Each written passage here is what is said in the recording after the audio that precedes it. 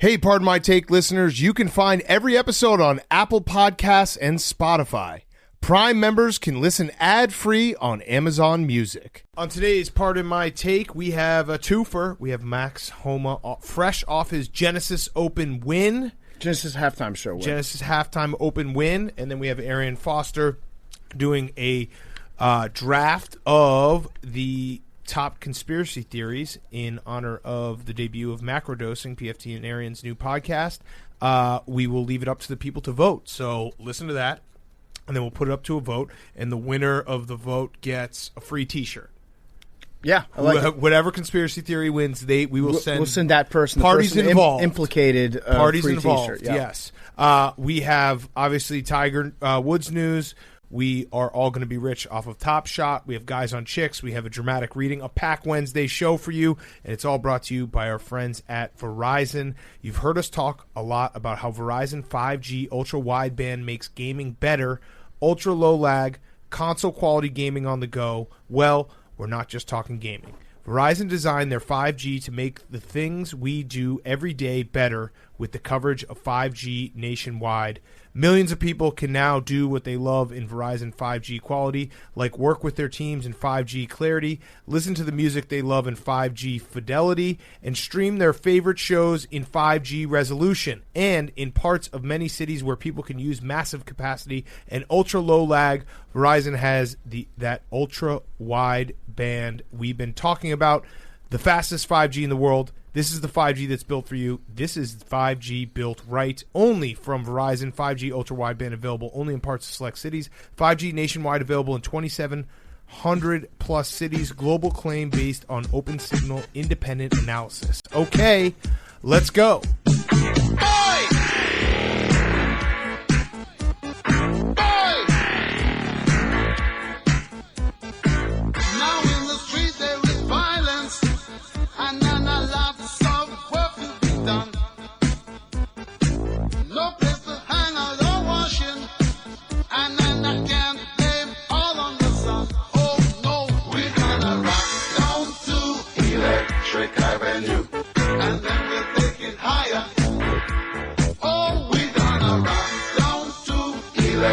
It's Pardon My Take, presented by Barstool Sports. Welcome to Pardon My Take, presented by Verizon 5G. Today is Wednesday, February 24th, and we are about to be rich again. What was the last thing we were about to be rich on? Doge. Oh, by the way, my Doge figurine arrived today. Oh, nice. I'm wearing my Doge sweatshirt to the moon. No, we are going to be rich on Topshot. Now, the real news today was Tiger Woods got into a car accident. We hope he's okay. Mm-hmm. It would have felt weird to start the show being like, today is February 24th and Tiger Woods got in a car accident. Yeah. So we're just not trying to bum you out heavily. Right. But we should talk about it a little bit. Like, we obviously hope that Tiger's okay. Yep. It seems like he is. Yeah. You know what? Right now we're waiting for the facts to come out. So I did break my cardinal rule of just not tweeting right away when something happens. I didn't even make a joke of it. I made more of an observation that the L.A. Sheriff's County tweeted in the Masters green and yellow color, to announce that Tiger Woods got in a car accident. That was in poor taste. That was my bad. I do hope he's okay. And as Max Homa and Brooks Koepka fans, we hope that Tiger. Yes, exactly. No, I do. It's a rule that is in place for a reason. That there's no reason to tweet about anything when like facts are murky. Yeah. Because no one cares that much about my opinion. Well, that was my fuck up, my bad. I took a Emeka Okafor and Karan Butler. How many pounds was Ryan Gomes? 265 out of high school. Yeah. So we obviously hope that Tiger's okay. It's still like a little bit unclear what the injuries are, how serious they are. So it's probably better to err on the side of caution. Correct. And also, here's what I didn't do, and I don't think people should do, is speculate on what could have caused it. The real story is that he got in a car accident. You hope he's okay.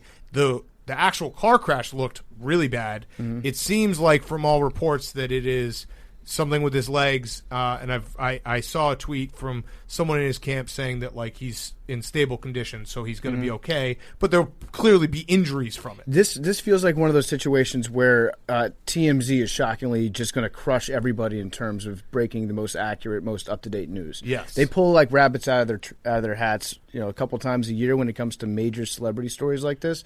I feel like I'm waiting on TMZ to wait for the facts to come out before I will let my facts come out. Yeah, so here's the report I was reading. Tiger Woods has a non-life-threatening injuries per spokesman on LA's CBS affiliate just now. So, let's hope he's okay. And let's hope, it's weird to say it. I saw a lot of people tweeting it. It's kind of weird to be like, I hope he plays golf again. But it's also like the inner sports fan to be like, yeah, I hope he plays golf again. I hope he's okay. And also just know that we interviewed Max Homa on Monday before this happened, so we do ask him a couple questions about getting to meet Tiger. Which he had said, his hero. He had said that he was, he'd been trying to get Tiger to give him a high five at Riviera for the last 20 years. Right. So we asked him a little bit about that, but that was done before any of this. So if you hear him talking about Tiger, it's not that he's glossing over it. It was just in the past. It was, we did it on Monday when we could get him he's not a time fresh traveler. Off the win. Okay, so that happened again. Hope everything's okay. It's just a surreal thing to see, especially because I don't know. It's weird to go back in time and think about the Kobe, how shocking all of that was, and then you hear this and you see the picture and you're like, holy fucking shit, that is way more severe. And I know that there were some people in the Barstool office, and I understand it in that there used to be a yearly joke tweet story that would go around being like Joe Flacco or Drew Brees or Jay Cutler broke their legs in a car accident. Yeah, I think it happened twice to Drew Brees. It happened once to Terry Bradshaw, right? Right. Mike Floro killed Terry Bradshaw at one point. It's weird to see that and realize that there's actually a lot of people probably weren't on the internet in 2013, 14, where this actually did happen all the time. So when you see Tiger Woods car accident, leg injuries, it's a throwback. Obviously, that's not the case here, but that I can see the confusion there. Yeah, When I those first saw stories were crazy. When I first saw it come out, and honestly, one of the better life hacks that I've had in the last couple of years is turning on tweet notifications from Adam Schefter. Yeah, because he's always got everything. He's on top of everything. When it comes out from Adam, if it's an MRI or if it's an X-ray of somebody's hand, or if it's the fact that Cam Newton's on the Patriots and we get to break it in the middle of the show, it's actually a good thing. That's Brian Tape. He hardly ever. For. Yep, that's true. Mm-hmm. He hardly ever falls for any fake news stories. Yeah. So he's pretty good about the retweet button. So, all right. So, hope Tiger's okay. Hope everything works out.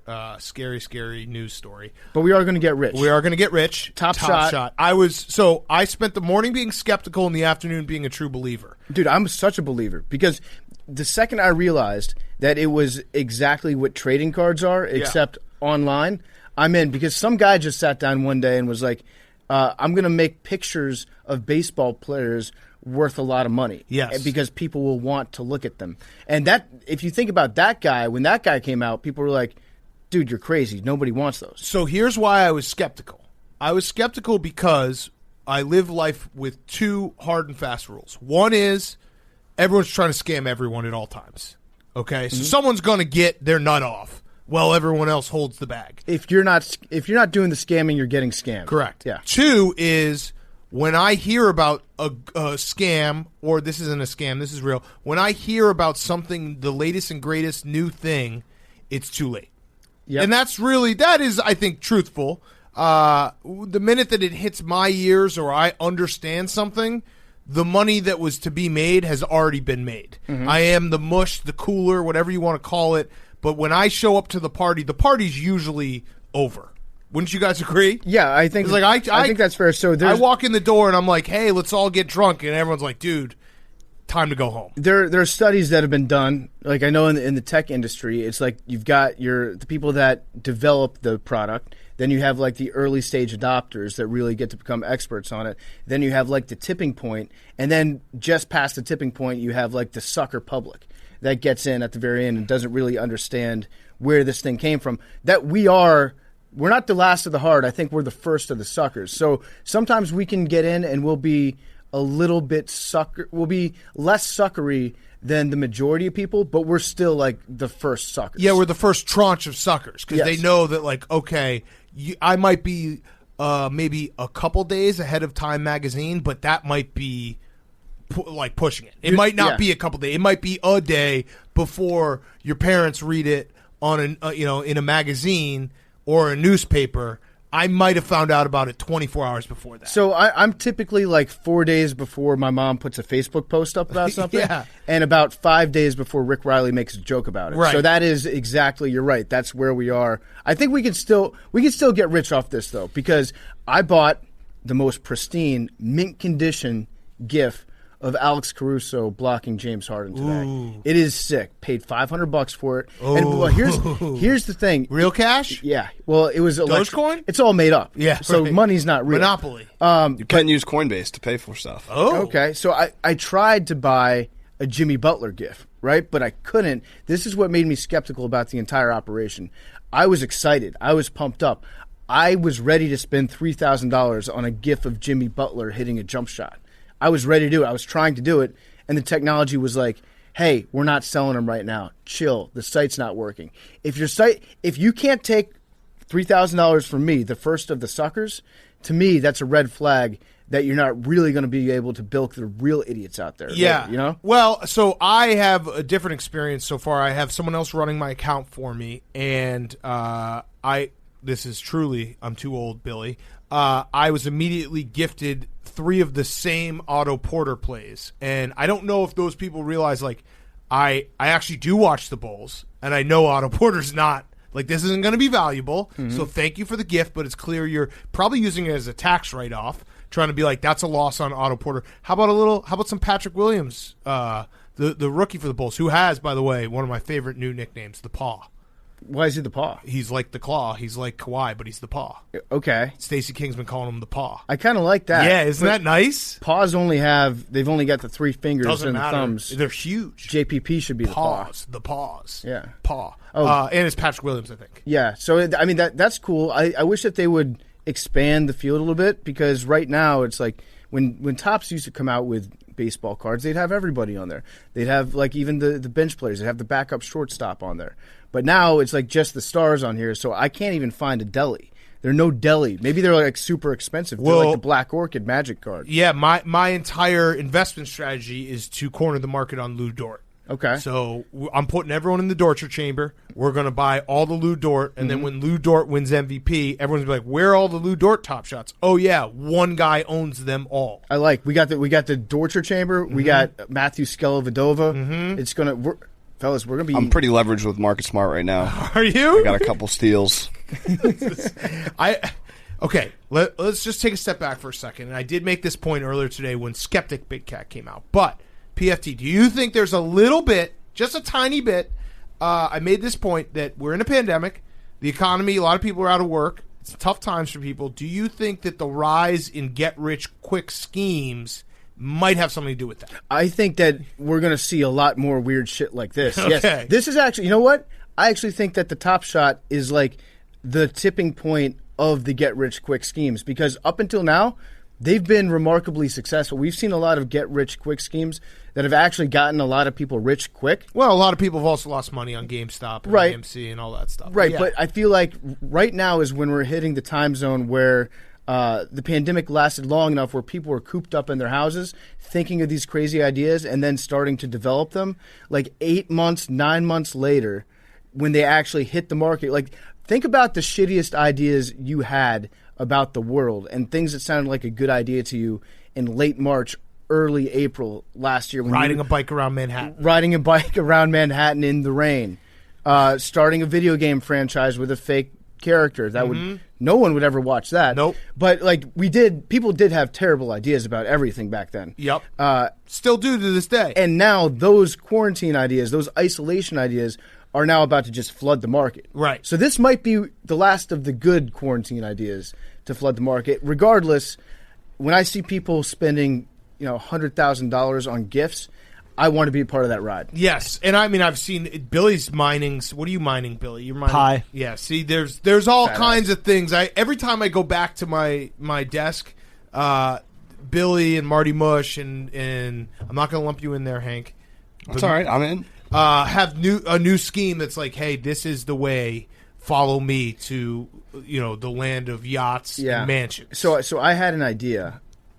Because people are getting really into like figuring out different derivatives. Yeah, but that was like those are like the guys in Wolf of Wall Street, Yeah, right. exactly. Well, so those guys went to jail, but they also not all of them. They also. I like how it's like, hey, you got to be a shark. You got to be like Jordan Belfort. Like that guy was a crook and a criminal and a felon, but he also got laid. Like those guys got laid. He did. They Bernie got Madoff got laid. They got laid on planes. Yeah, they did Quaaludes. Mm-hmm. It was. It's not even the Mile High Club, I don't think, if you just fuck out in the open on a plane. No. This is sweet. So I was thinking that we got to have our own way of selling stock and stuff, right? Like the Green Bay Packers do it. I'm an owner. I feel good about being an owner. I don't regret that investment. What if we sold stock in Billy?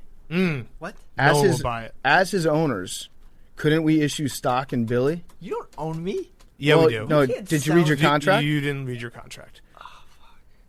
Yeah. Talk into the mic. Billy, right now, there's a bull market on Billy. Yeah, no, Billy's got a little bit of shine on him. Billy's He knocked underweight. out Jose Canseco. Could strip away the parts too. Yeah. Yeah. To Dissolve sell your gallbladder. Yeah. Uh-huh. Your kidneys. My organs are probably your eyeballs. pristine. We could- I don't want to brag, but I probably have some pristine organs. We could like Bain Capital you. We could be like a private equity firm, and I bet your right hand could fetch like if we put it out there on the market. We're like, this right hand was a college quarterback at one point. It's over 10 inches. We should. Yeah, oh, there you go. We can okay. transfer it to Trey Lance. Maybe just the fingers. We'll just sell the fingers. I bet Pieces of Billy. Yeah, I honestly think that Collectible pieces of Billy. we could make money selling like either pictures or actual parts of Billy. and we just blockchain it. Yeah, we block. That's the tricky part. I don't know how to do the blockchain besides just saying like it's the blockchain. Right. It's just a blockchain. Can you you gotta get- mine it and it's a blockchain. HFTs. Yeah. Can you get in If trouble we get by, if it's by a saying HFT, it? we're good. If you say something's blockchain, can somebody be like, that's fraud if it's not on the blockchain? blockchain is what makes all these things possible to have any value because it almost makes them like a material good. The blockchain in is God. their history. HFT. Yeah. Right. Okay. Yeah, Billy's on the blockchain. Yeah. Pieces No of Billy are up NFT. for sale. NFT. Come on, Hank. You're the guy that I'm trusting in all of this, and you can't even get the whatever the NFT means. 2 out of 3. No, Hank was thinking high frequency trading, right? Yeah. NFT is the whole when I said, how do I know this isn't a scam, you're like, NFT. Right. Non-fungible tokens. Fungible. God damn it. Let's see how much we're my living Alex in the dumbest Caruso times. GIF is worth now. All right. People get so mad, by the way, when you just call it a GIF. Yeah. But that's what it is. Yeah, it's a You're GIF. buying a GIF. It's a GIF. Right. I mean, that's the thing. It's like trading cards. The concept of trading cards also sounds ridiculous. But with the trading card, you're buying a picture of someone. That's really where the skepticism came from. It's But the those inner are worth dad in money. me where I'm like, I don't want to see you get hurt because I do think there's a little bit of a vibe, an undercurrent in the office where people think I'm about to get fucking rich. I don't think that's going to happen. I don't think I'm going to we're get have rich. I think I'm going to fun. be in the market. I'm going to be if the real value is if you can get packs. You know, it's something you got to be in tune with. Get in the raffles. Hope to get lucky. I need a pack. I don't think I'm going to retire off this money, but I think I'm going to make this money work for me Okay, there we go. Just listen to this. rather than just This is the description of my GIF. And that's why you hustle back on D. Los Angeles Lakers fan favorite guard Alex Caruso channels teammate LeBron James with this beautiful chase down block on James Harden of the Houston Rockets during their Western Conference semifinal series on September 12th, 2020. Lakers That by sounds like it's 5. worth at least $700. Yeah. Should get Mark Jackson to read it.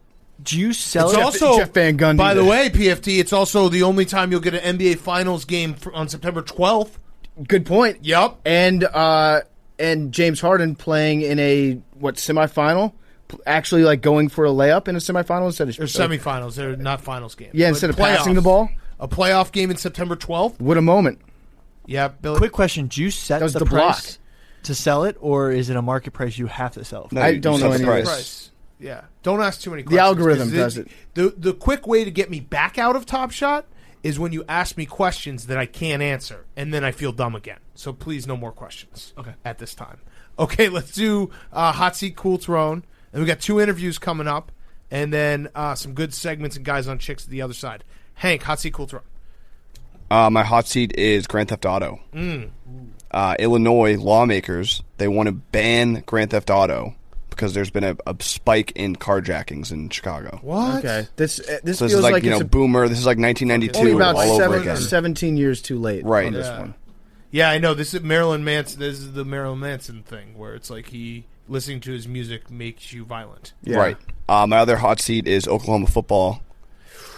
Took a What a video. tough look for the entire program. A much bigger Oklahoma football player getting smoked. Also, good thing for MMA, like a good advertising for MMA. Short Kings, you can beat up the big bad bully Yep. if you just do some MMA training. Do you think so? The video, if you haven't seen it, was essentially bar fight porn. Yeah, Ben, like everyday Ben Askren, Right. versus like the Cauliflower big ear bad dude. college football bully. So, do you think that there's Like part the guy, of the team? fact the guy was wearing a turtleneck was perfect. Yeah, the part of the football team is like he's a placeholder, right? He's a holder. Oh, is Well, he? he's a wide receiver / holder. Yeah. It definitely Not hurts the Oklahoma football brand to be like, watch this Oklahoma football player get beat up. It's like, but he's a placeholder. He's a specialist. Right. He is a specialist. So the actual fight, the way it went down, there should have been a lot of red flags that came up for the holder. Yeah. One, the kid that he was fighting, he just had wrestler's hair. That is a wrestler haircut and a wrestler smirk. Yep. You should be able to. I could spot that a mile away. 2, he's already bleeding and he's Yep. smiling with the blood. And he's happy. 3, he's wearing cowboy boots, no cowboy hat. That's the opposite of what I'm doing. Like, if you see me in a bar, you want, like, I am the perfect person for you to fight. Right. But if you see a guy who's wearing just the boots, not trying to show off with a cowboy hat, that dude he will fuck you up. Yes. He will throw you into a grain combine. 4, when Most he said important, when he turned to his buddy and said, "Which one do you want?" Yeah. That should have been a quick de-escalation. My bad, guys, because that was a line out of a Steven Seagal movie where they just start ripping people's hearts out of their chest. 5, and most importantly, Did he look like he was on steroids? cauliflower ears. Yes. That is the number one. Well, yeah, that's Stay that's the actually fuck one. away. Yeah, that's actually Yeah, so cauliflower ears. that couldn't doesn't even actually- You might not have been able to see his ear though. 'cause Yeah, he I had long couldn't hair. actually see people said cauliflower ear. I didn't see the cauliflower ear. You just assume because But that's- With that hair, I assume That's cauliflower like the ear. oldest. That's the oldest rule in the book. Like if a guy has cauliflower ear, stay far away. Well, we That's actually discussed experience. this, I think, a few years ago on the podcast, Big Cat, but it would be a great business idea for a clinic to open up that would give you cosmetic cauliflower ears. That's what they should do So for that the you simp look tough. kid. Yeah, we call it. What was it? Beethoven, Yeah. who went deaf. 'Cause, Yes. Yeah, he got his ears boxed in. Call Yeah. it Beethoven's. Yeah, call it Beethoven's. Come to Beethoven's, and you look tough as fuck. So wait, those are hot seats. Those are my hot seats. My cool throne is Bobby Shmurda, Oh, rapper, got No out of cap. jail today. back. Sure. The cap fell. Oh no, yeah. So big day for rap. Yeah. Huge Huge day. day. I mean, we've been Cool throw on the schmutty waiting dance. for this day. The baby Right. didn't die, did he? No, Okay, somebody started that rumor on Billy's Twitch stream last night. What? Yeah. JoJo Siwa might come after him, so that could happen soon. But Okay. My best baby story that I always tell is that I saw him landing a helicopter in a strip club parking lot. Wait, do you have that was multiple? Lil Baby. No, that was the baby. Do you have multiple baby stories? No, that's my best one. my second Implies that you have multiple. no, my second best one is right now when I got the baby confused with Lil Baby. It's Lil Baby. Not What's as the good a difference story. between them?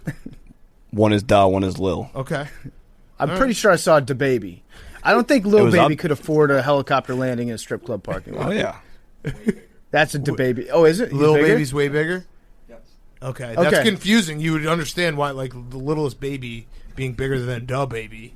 Da Baby, Yeah. there's only one. He is the baby.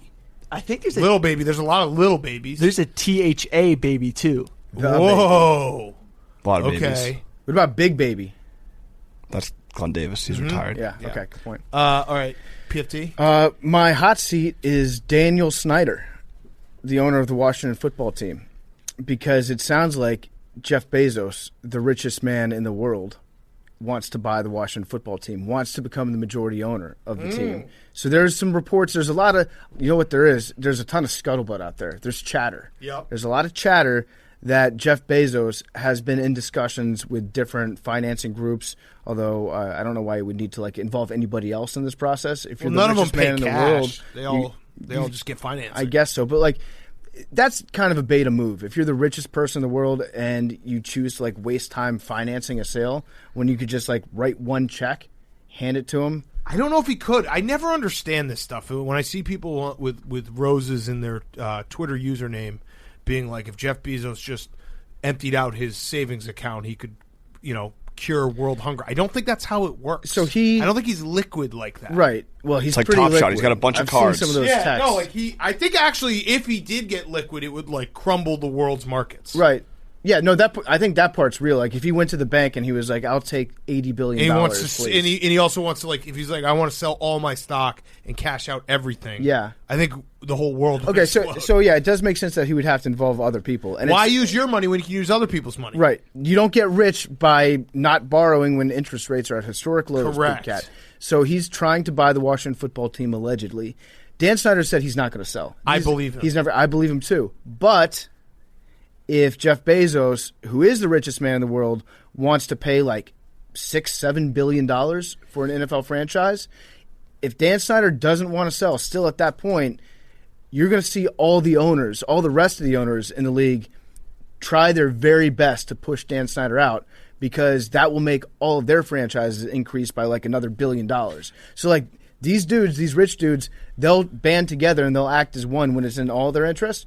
But when there's like 30 other dudes that are going to benefit and Dan Snyder's not, they're going to turn on Dan Snyder so quick. But the problem is Dan Snyder probably knows some shit about every single owner that he could then just release. Yeah, and Dan Snyder does feel like one. If you had to make a list of spite owners, he's probably at the top of it. So I would agree with you if we were talking about Jerry Jones. But Dan Snyder, I don't think he's smart enough. Or the people that he would hire to collect dirt on other people, I think would just end up being yes men and not do. They just end up playing basketball and doing cocaine off each other's bodies. Okay, but here's another counterpoint, though. If you're Jerry Jones, Dan Snyder being in the division, you want to keep that there. Rather having Jeff Bezos own a team and like put robots in charge of everything and automate it and win all the games. And Jeff Bezos would have access to all the Amazon Web Services next-gen stats. Mm-hmm. That would be a great scouting department. So I will say I would much rather have – I really want Jeff Bezos to own the football team. I think everyone would want It's been my dream. It would effectively put an end to my dream of one day owning the team. But I would accept this, and I would go far as to say I will only shop – I will only consume things that I buy from Amazon. For Jeff Bezos. Brave. So, Jeff, that's another $3,000 in your pocket for the next year. That's I'll do it for a calendar rice. A calendar year. It's your call, Jeff. Do you want my money or not? Yeah. Court me, Jeff. My cool throne is accountability, because the kid apologized to Cam Newton, the kid from the 7-on-7 camp. Said he was sorry. Like the wheels are in motion. Said he was very sorry about it, and now Cam's going to mentor him. Cam might bring him under his wing. Cam's absolutely going to meet up with this kid. You think? Yeah. No, so I've looked into this. Cam Newton talks a lot of shit at these 7-on-7 camps, like a ton. So honestly, if he was talking shit to that kid and that kid came back at him, take what you dish out. Yeah. I don't feel bad for Cam anymore. I actually think that the real problem here is 7-on-7 football.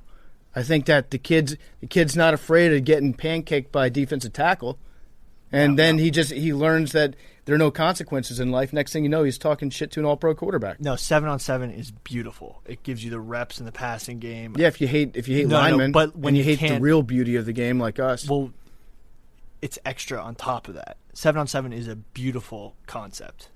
I don't know about that, Billy. I love 7-on-7. You don't like running? You don't like power rushing attack? He doesn't like being rushed. Well, that's a different. There's sometimes not game modes, but like formations where it's solely running. I like old school football with big uglies up front. I like Wisconsin versus Stanford games. Mm-hmm. With Army watching. Yeah.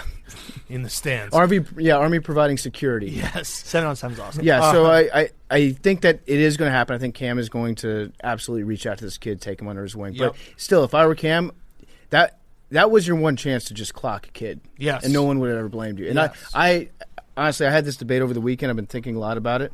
I think that I could beat up any 10-year-old in the country. Probably the world.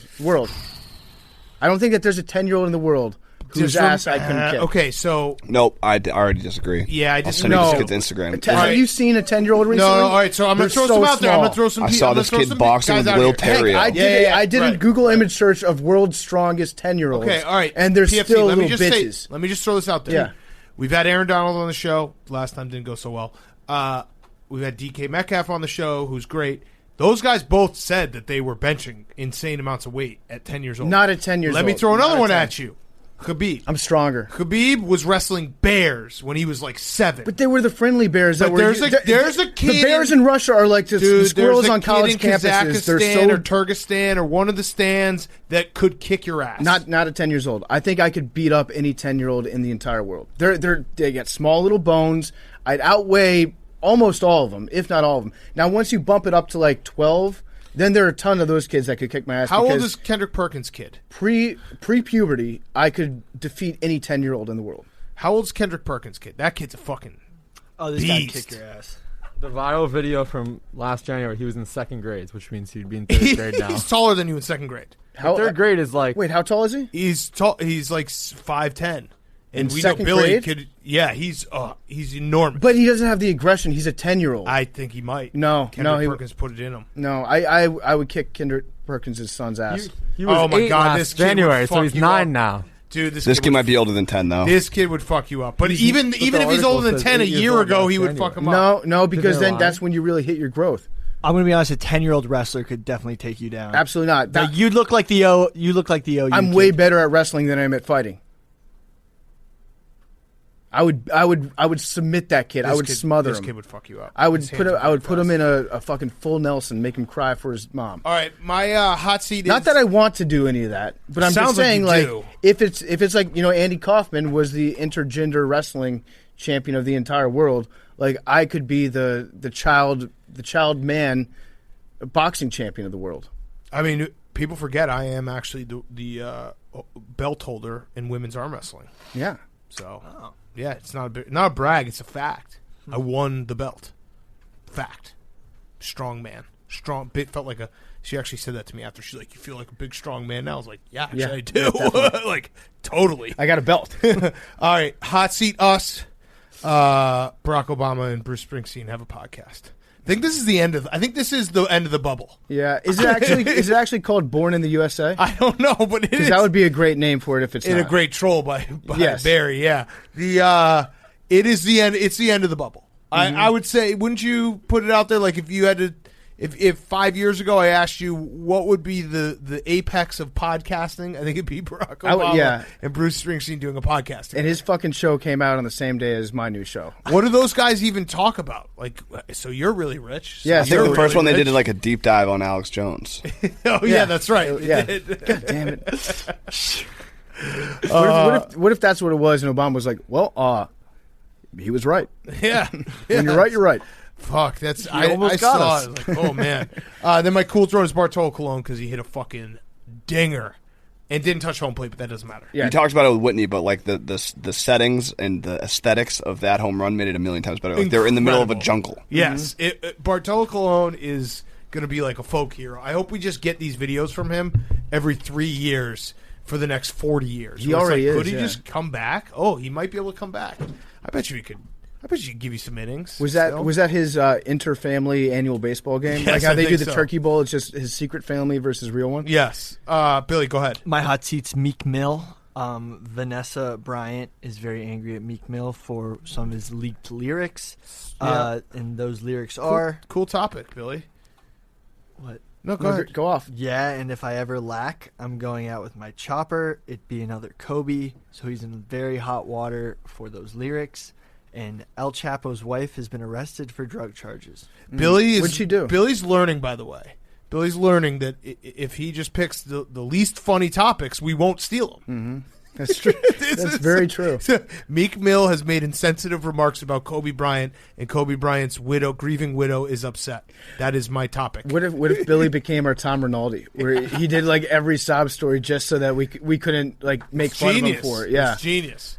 Yo, by the way, El Chapo's wife's mugshot, yeah, hot, yeah, pretty good. hot. Can you say that? No, you can't. You live like right next to El Chapo, don't you? Attractive. Oh yeah, he is in Brooklyn. Is he still in Brooklyn? No, I think they sent him out to Rikers? they sent him out to the Alcatraz of the Rockies. Yeah. Remember that? He's in like Denver somewhere. No, respectfully, I think right? she's. Listen, it's hard to look good in a mugshot. She looked good. My cool throne is She's also probably ride or die. Yeah, you think? Yeah.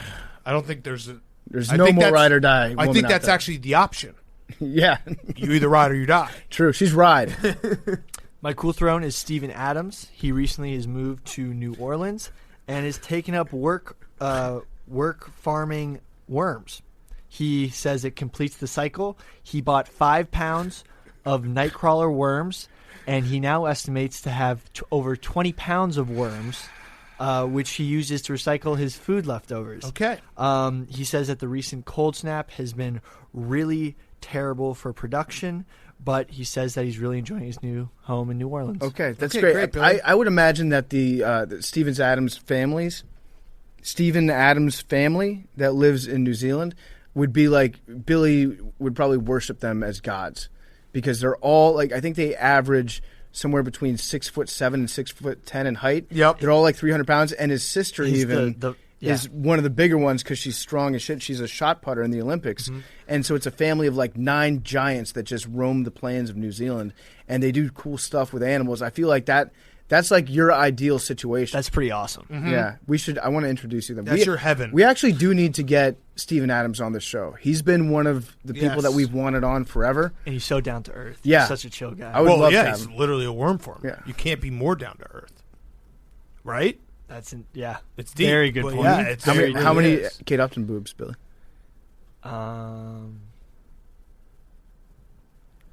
Okay, doesn't all do right, here we comedy go. anymore. Let's get to our interviews. We got Max Homa first, and we have Arian Foster. HelloFresh. You got to check out HelloFresh. HelloFresh cuts out what? What about Jake? We sometimes do it, sometimes don't, depending on how long it goes. Just putting it on the show. Yeah. I'm always ready. Yeah. But no worries. No hard feelings. All right, HelloFresh cuts out stressful meal planning and grocery store trips so you can enjoy cooking and get dinner on the table in about 30 minutes or less. HelloFresh offers 25-plus recipes each week featuring a range of flavors, cuisines, and ingredients, so you'll never get bored. We've got some HelloFresh. It's great, really good tasting food, easy to cook, and maybe get yourself back on that good diet going into 2021. Summer's coming up. Make sure that you're eating well with HelloFresh. Cut down on those grocery bills by saving up to 40% as well. I had a chicken meal the other night. It was delicious, and I felt good. I felt light on my feet. So go check them out, HelloFresh.com/PMT. Go to HelloFresh.com/PMT. Use code PMT10. Sorry, it's HelloFresh.com/PMT10. Use code PMT10 for 10 free meals, including free shipping. HelloFresh.com/PMT10 and use code PMT10 for 10 free meals. We're giving you 10 free meals, including free shipping. Once you get your first meal, you'll be hooked.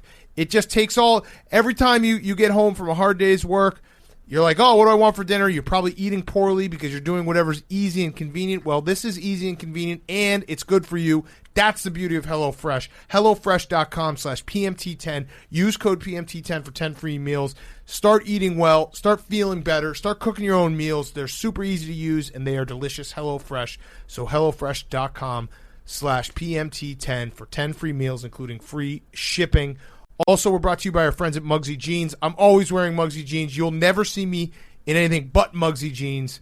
And guess what? We worked with the team at Muggsy to make 2 special edition, pardon my take, pairs of jeans. We're calling them the Clutch Jeans, and they're pretty awesome. The Clutch Jeans come in 2 washes, a light and a dark, and have a sweet, pardon my take, patch.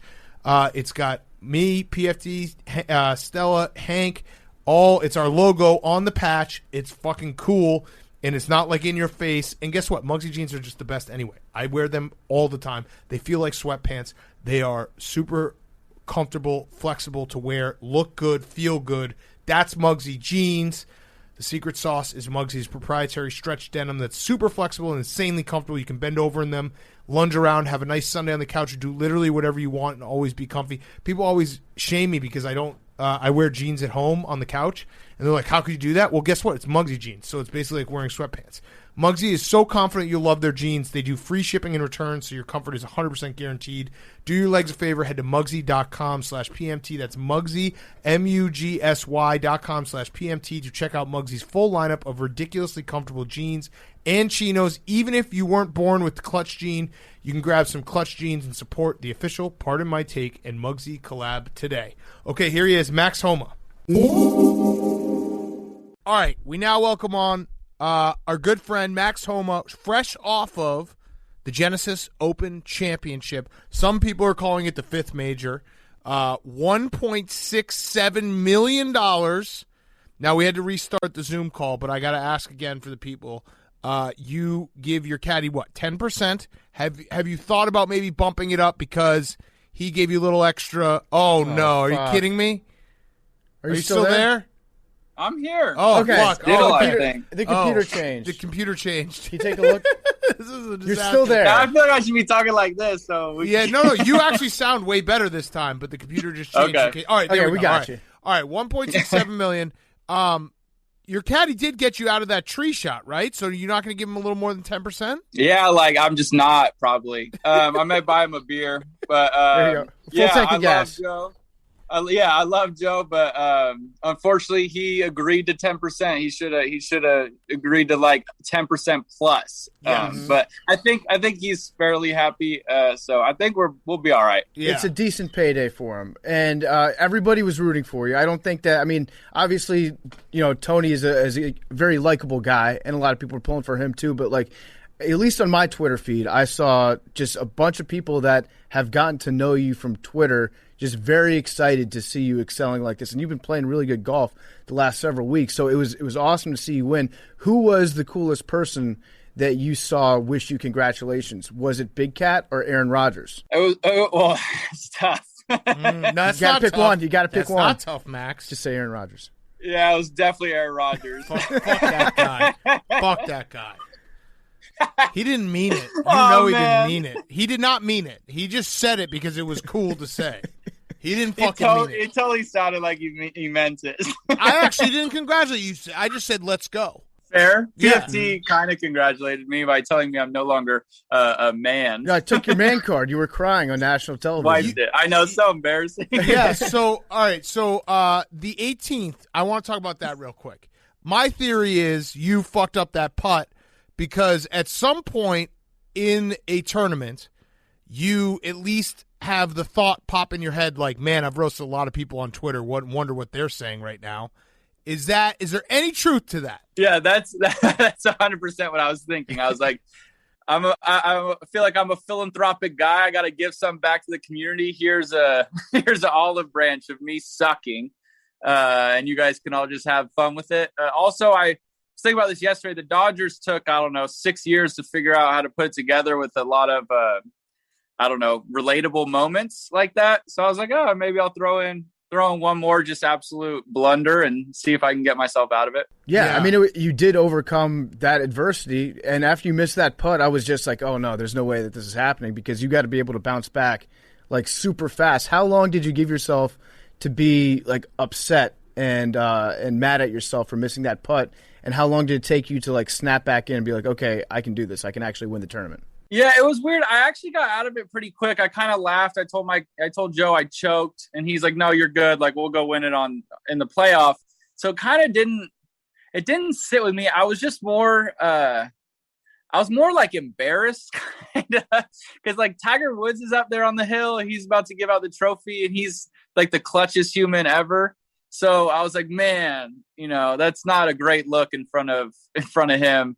But I don't know. I felt so calm yesterday. It was hard to lose like that edge I had. And even one bad putt, it didn't feel like it changed everything to me. And it was pretty fun I'd never been in a playoff before, so I had to kind of see what that was like. Just got to test the waters. Yeah, you should actually give your caddy more, just because him saying like, "Oh no, you're good," because you did choke. That was a choke putt. Hell yeah! I tweeted right away. I was like, "Oh no, Max, how the hell can you come back on Twitter? Like, if you lost that, I mean, oh yeah, you shut it down. There is that part of it. So do you ever think about, like, does your mind wander at all playing 72 holes? Like, are there times when you're playing and you just are thinking about something else, or is it laser focus?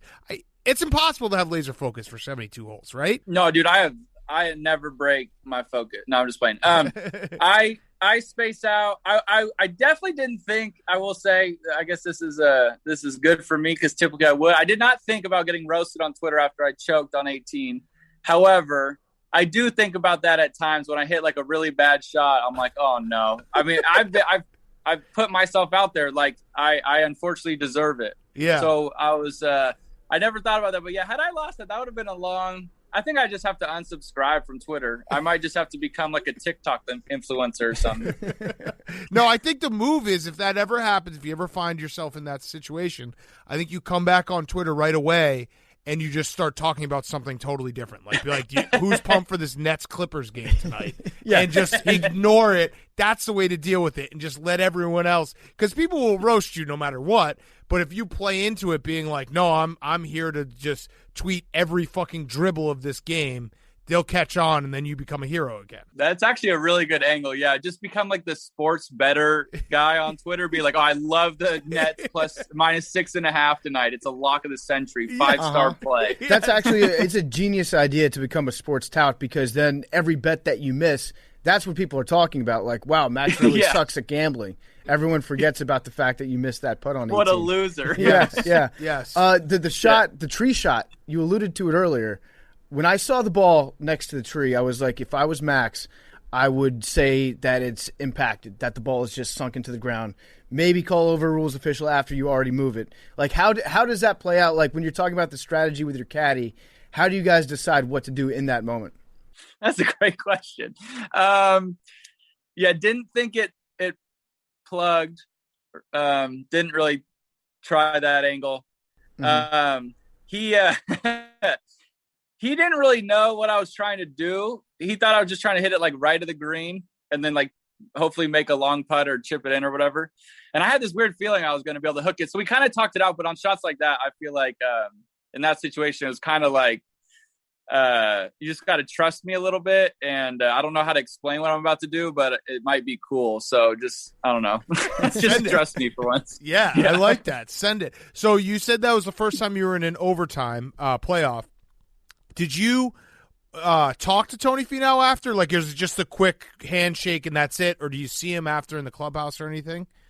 No, I didn't get to talk to him. I mean, I like Tony. Tony's like you said, PFT is like a fan favorite and a player favorite. He's the greatest dude. And I know he's not had a lot of luck winning. He's played some amazing golf. So I felt his pain a little bit, but I didn't, there's not a lot to say at that point, but I mean, he's a insanely good golfer. I was fortunate, obviously, to come out yesterday on top, but I mean, it's weird. It's weird. Like I like golf. Like when I watch golf at home at times, I keep up with it and like root for somebody like Tony all the time. And then all of a sudden you're in a playoff with the dude and you kind of have to be in the front row seat. It's a kind of a weird juxtaposition. There's a big word for you.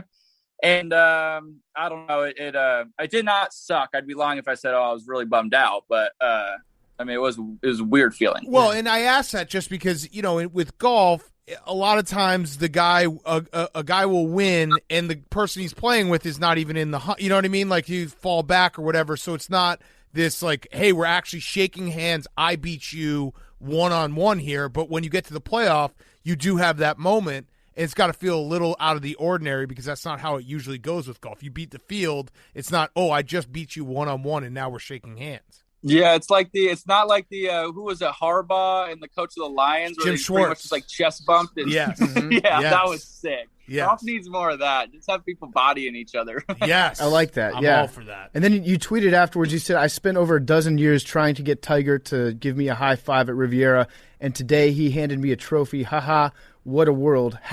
#golf." First of all, great job using the #golf. You are an expert on Twitter, obviously. And then second of all, did you get a high five from Tiger, or did he just give you the trophy? Actually, I did not get a high five. I got the fist bump. But it was cool, man. The low tech golf, that is like the easiest way to get, I think, attractions in the golf community. I got a podcast with my buddy Shane Bacon called Get a Grip. So we started this hashtag golf thing, and it's like the dumbest but simplest thing because, I mean, you can on anything. If you just say like, hey, Christian Yelich hit a home run, like hashtag baseball. Yeah. The normal people are going to think it's funny. And then like kind of the diehards are going to be like, oh, nice. I could search hashtag baseball and find this tweet about Christian Yelich's home run. So it was kind of one of those things where it's like I came full circle. I watched that dude play at that golf course like a million times. And then to be like standing on a green while he's like, hey, congratulations, you won. I was like, yeah, this is not how I saw all this going, even as like a kid. It was super surreal. Yeah, I would imagine so. So I have to ask, can you win the Masters this year? We're asking a lot of good questions there, Big Cat. I think I have a better chance than I did last year. But that was a zero chance. Yeah, so I think, I talk about being 1% better, so maybe we're 1-2% now. I think we're climbing. Okay. We're definitely trending. So you can actually win the Masters. I can win the Masters. It's definitely possible. I'm just gonna try super hard. Wait, are you in it? Do you get invited? Yeah, because you won this tournament, or no? Yes. Oh, so what else comes with it? I love how this golf I love the if you win this tournament, then you get invited to this tournament. So what did you get outside of the $1.67 million? Not to brag. Yeah. Well, yeah. I mean, the 1.67 is sweet. I won a car. Okay. I got into the tournament this week, so I gotta fly out to Florida. Don't Puerto Rico. It's a Puerto Rican. Don't play. You don't want to win that, Max. No, it's not Puerto Rico. It's the one that's the the main event. Okay. Puerto Rico's the other one. Okay. You don't want the Puerto Rico. Don't win that one. Yeah. Do you guys? Yeah, I'm not planning on it. Okay. Do you guys actually talk about that? Because we just learned about that last night, and so I was also wrong. I know. Dude. I noticed that when you guys tweeted. I couldn't believe it because it's been like a inside like golf world joke, and then Victor Hovland broke it this year, and it's been kind of like a known, untalked about thing for a while. And I saw you guys tweet about it, and I was like, oh no, this is getting a lot of traction. Yes. All right. So you're not playing Puerto Rico. So you got a car. You got the next tournament. What else did you get? I don't know. My wife got me Chick-fil-A today, so that counts as like a bonus. Pretty cool. Okay. That's great. Did you get pretty good? Did you get like a parking spot at the golf course? Yeah. I just have to carry around my own sign and put it up after I park. Wait, do you get to play in the Genesis Open for life? Do you get like that? I'll text my best friend Tiger now, and see if I'm allowed now. Okay. How does that work when you win a free car? Like, did you have to sit down and fill out paperwork yesterday in order to drive it home, get it registered? I haven't seen any paperwork. I'm starting to think I'm not getting it. The car's not real. Yeah. It seems like, hey. Maybe there's his bonus 10 outside of 10%. He gets this fake car that I've been promised. Yes. All right. So what? So the Masters a couple weeks away, or no? It's a couple months away. Are you in the U.S. Open now? Yeah. Fuck yeah, dude! You're like a legit golfer now. Hell yeah! I made it. Is it too soon? I have this dream every year. I have a New Year's resolution to be better at golf than I am at Twitter, and I really think I'm getting close. Yeah, I would say so. I would agree with you on that. Or is it too soon to start talking about the Ryder Cup? Mm-hmm. I don't think it's ever too soon, PFT. We might as well get the buzz out there. They give captain's picks, so I can start my plea for a captain's pick. Give it a shot. See, you gotta throw some bait out there and just see if Captain Stricker will kind of saddle himself up with me. But I don't know. That's one that wasn't really on my radar until like late last year, and now that'd be crazy. There's buzz. There's a little buzz. I think we got a little traction. So hopefully keep playing some good golf. But right now, just kind of got to keep doing the same stuff I've been doing because it's been working pretty well. I think it's fair to say you are playing the best golf of anybody on tour right now, right? You just won. Yeah, yes. Technically speaking, I am. What about that? I'm playing the best golf. What have you done for me lately, League? Yeah. Yeah, You're the I guy. forgot to practice today, so I guess maybe somebody practiced today. Now they're ahead of me. I don't know how what have you done for me lately, crew would think right now, but I get to play this week, so I can stay on pace and hopefully. I mean, I'm sure if I shoot only 1 under on Thursday, I'll get yelled at for sucking, but that's kind of comes with the territory. Yeah. What about the approach shot that you hit on 18? Because I don't think that people are talking enough about that. Because you stuck that within 2.5 feet. You won the tournament.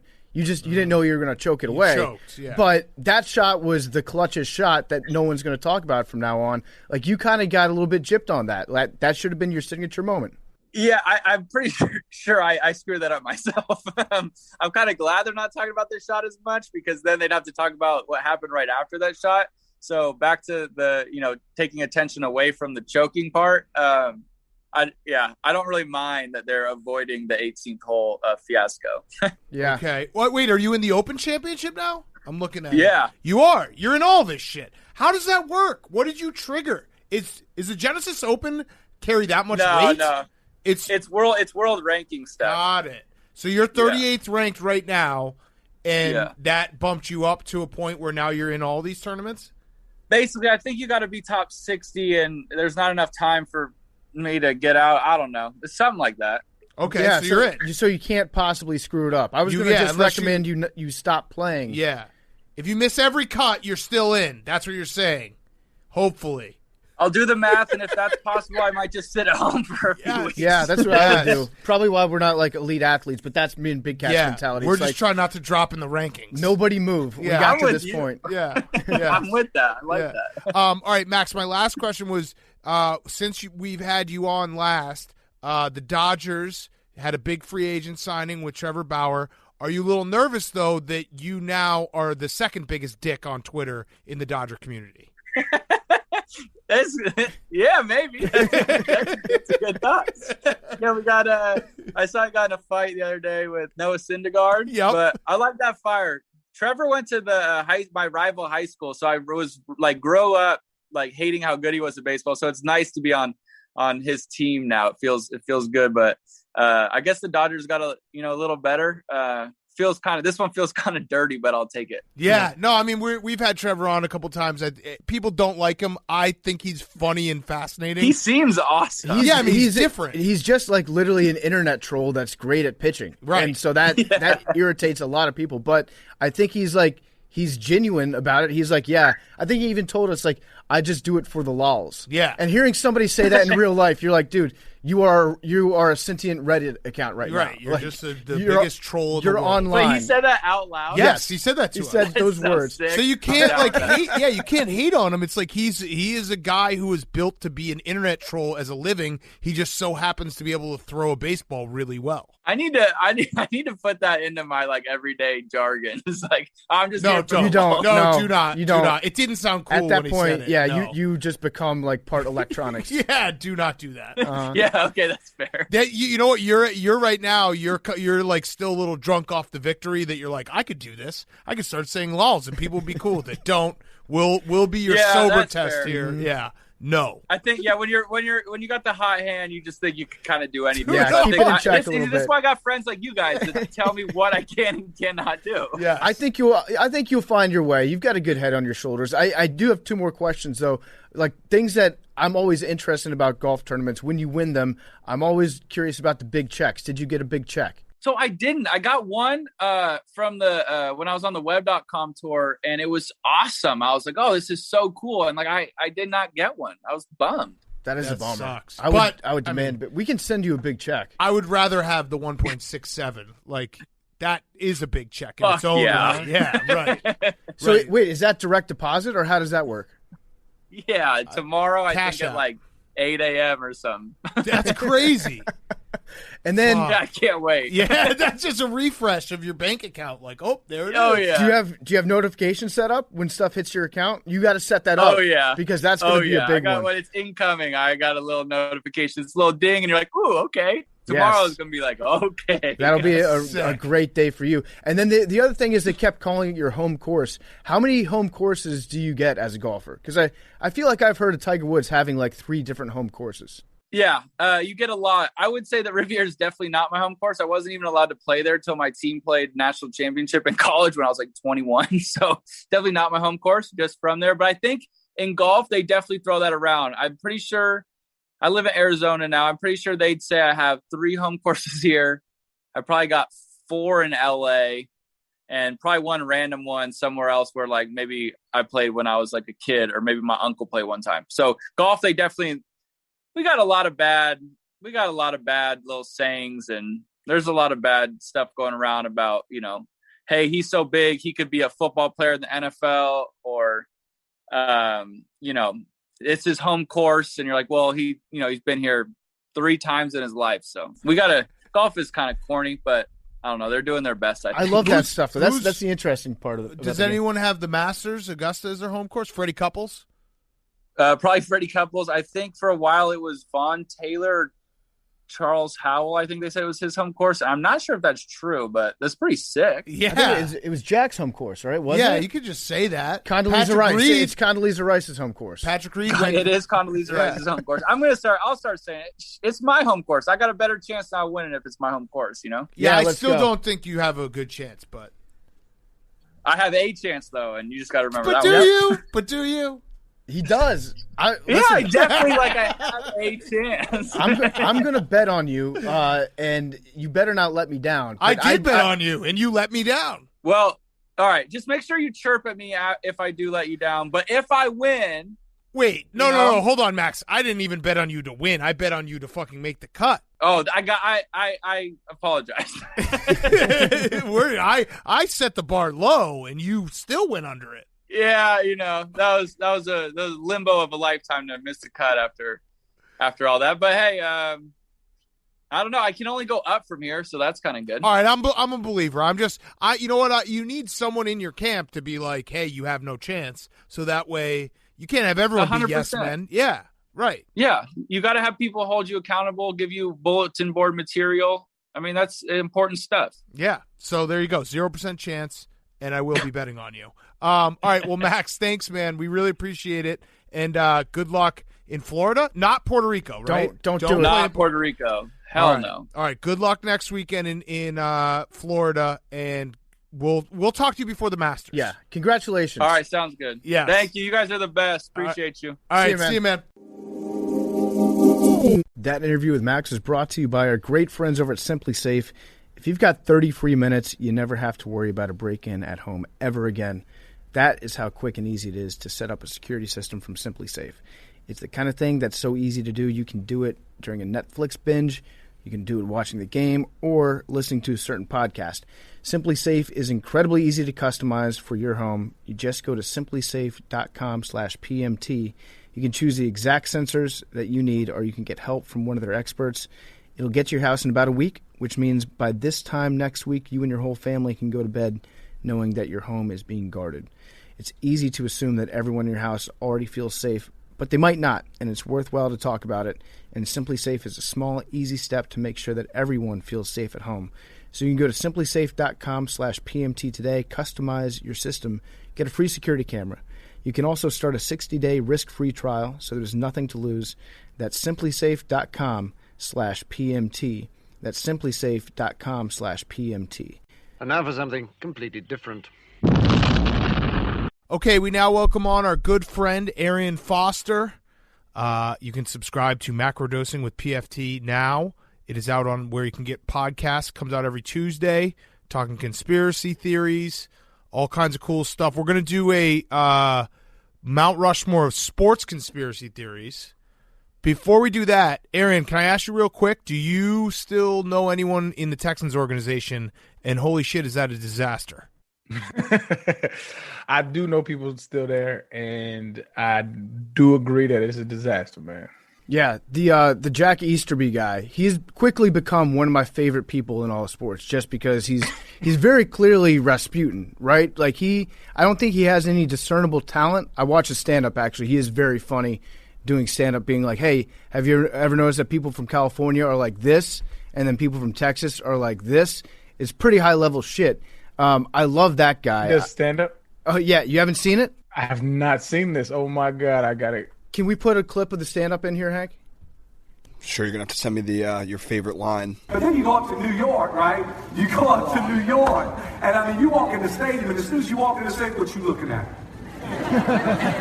What are you looking at? I'm looking at the game. I mean, there's a game. What are you looking at? What's up, kid?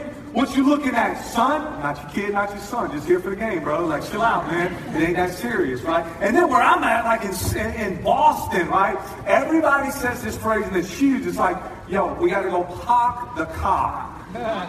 Like, we got to do what? What are you talking about? We got to go park the car. It's amazing. So, yeah, he's like a stand-up comedian, but he's just like a guy that got the ear of the entire organization, and they're just kind of turned it all over to him.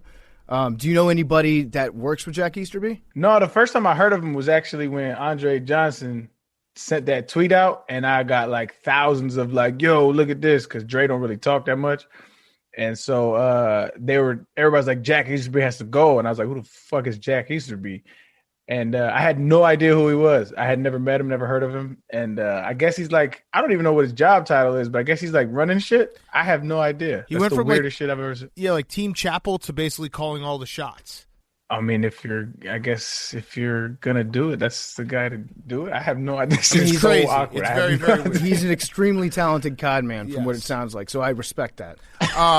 All right, so in the spirit of macrodosing, we're going to do our favorite sports conspiracy theories. We all have one, then we'll pick the top 4. So how do we want to start? Who do we want to start? You want to start PFT? Let's go PFT, Arian, Hank, Jake, Billy, and then I'll finish, and then we'll pick our top 4 from there. Okay, my conspiracy is the Kurt Schilling sock, because there's actually like some smoke to that. There's some evidence that the blood on the sock was not actually blood. It was Game 6 of the 2004 ALCS, and he was pitching like with an obvious injury. I think that part was real. I think that he had like a heel Achilles type injury that he had just gotten sutures on, but then his foot started to leak. It just like it took over his entire sock. He was bleeding so badly he would have had to have like a 6-inch gash on the back of his heel.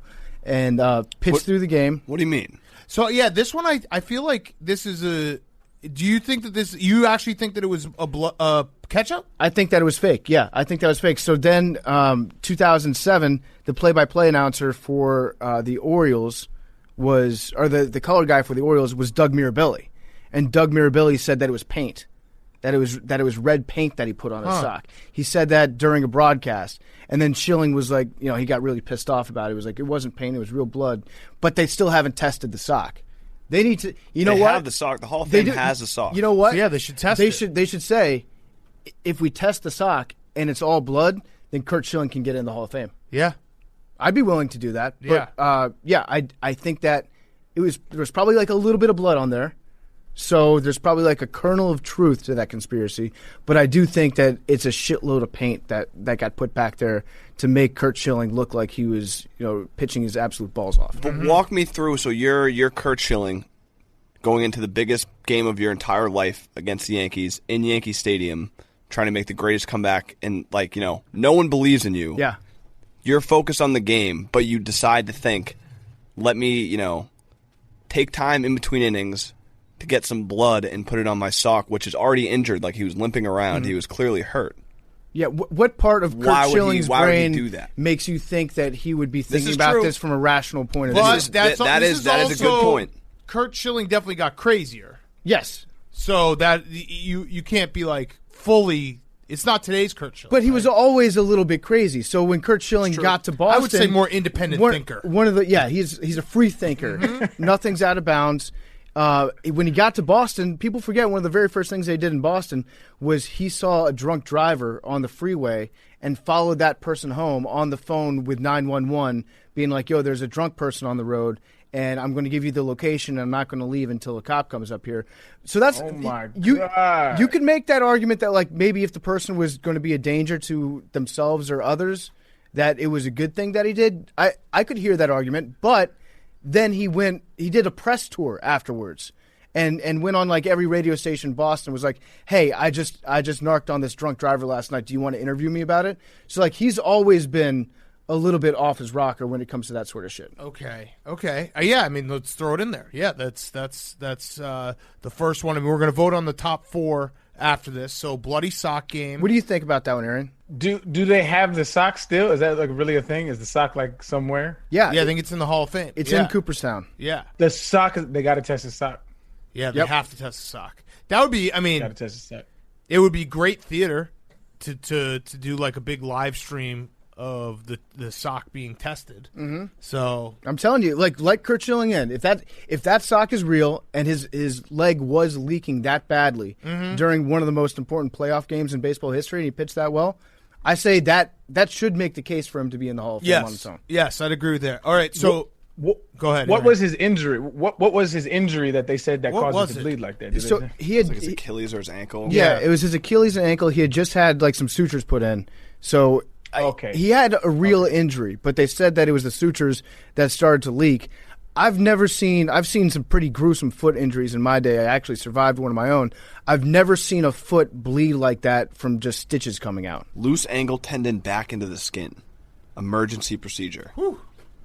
Doesn't sound great. So he had an Achilles, like I'm guessing a tear or a partial tear. But the team doctors also didn't it was done at the last minute, so like they kind of hacked it together. Well, which is why it was. It doesn't seem apart. like a team doctor thing to do. Like he went into the dugout and Pedro Martinez rubbed some of that juice that they all sipped on over to try to give you more vitality. You remember that juice? I love the conspiracy about that juice. Which juice? But so before Game 7, when they passed around that cup, they said it was whiskey. Mm-hmm. It was actually like a Dominican drink that is supposed to give you like more vitality and increase your testosterone. It's got like herbs and weird shit in there that's supposed to basically give you boners. Yeah. When you go out onto the field. So I don't know, maybe they rubbed that on it to help it out. But that I do think that conspiracy theory is true. I think that there was paint at least mixed into the sock.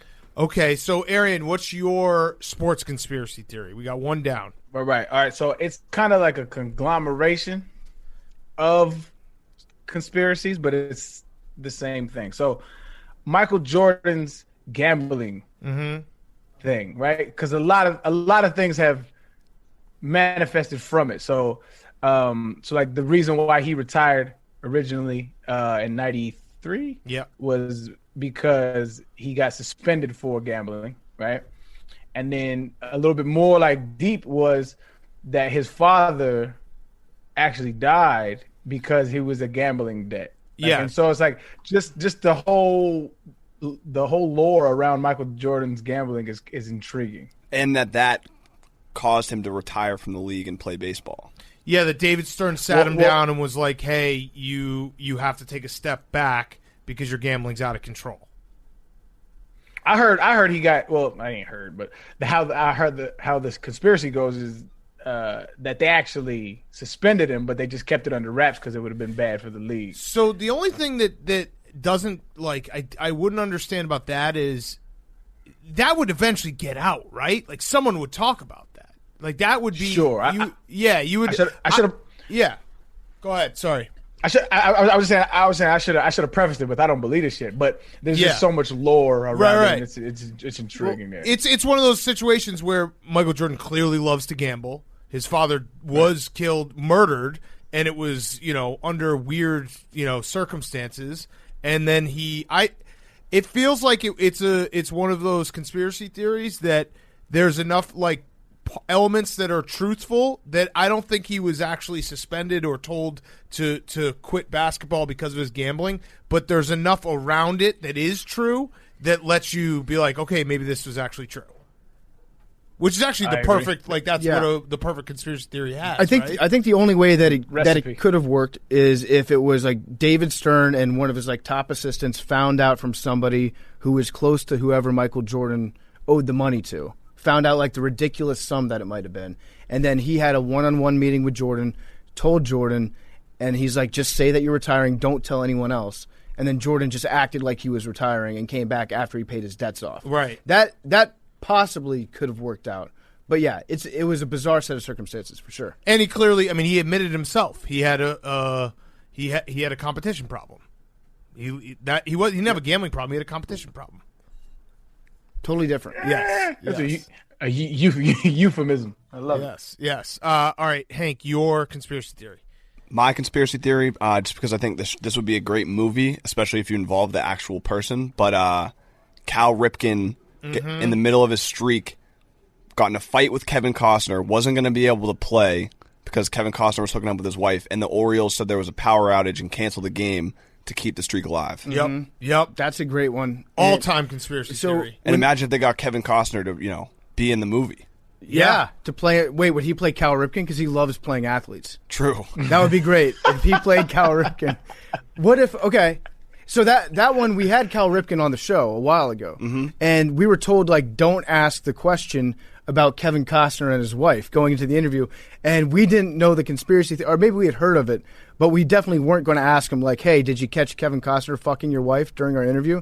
But they told us not to, and he actually brought it up during the interview because we were talking about weird theories about his streak, and then he just volunteered all these reasons why it couldn't have been true, given the time frame, where Kevin Costner was at the time, and the time of the game. And there's reports he was in the dugout when the power outage happened. Yeah, exactly. He claims that there are people, although I'm sure that there are beat writers for the Orioles that would have had Cal Ripken's back. Exactly. You know? The question is, Aaron, do you think and obviously the Orioles were involved, they orchestrated the power outage. Is there any person you ever played with that had the power to be I'm going to call the team and be we have to, I guess football is a lot different than baseball, but would you buy this at all in terms of how an organization is set up and a player having that type of power? No, because I think in order for that, maybe a LeBron, right? And he would have to go to the head, somebody like that, but definitely nobody in football. Football players are just viewed differently than basketball players and even baseball players. But I think you just have to have an extremely everybody would have to be involved because there's television networks, there's just contracts, there's so much money involved. I don't think cats, especially with a helmet on, have that much pull. Not even Matt Schaub. Maybe Matt Schaub. Maybe Matt Schaub. I like that one though. Shout out to my guy Matt. He just retired, man. No, not necessarily. He said on Part of My Take he's not officially retiring yet. He did say that. If he gets offered a contract, he might come back. What? He got a text from me for no reason then.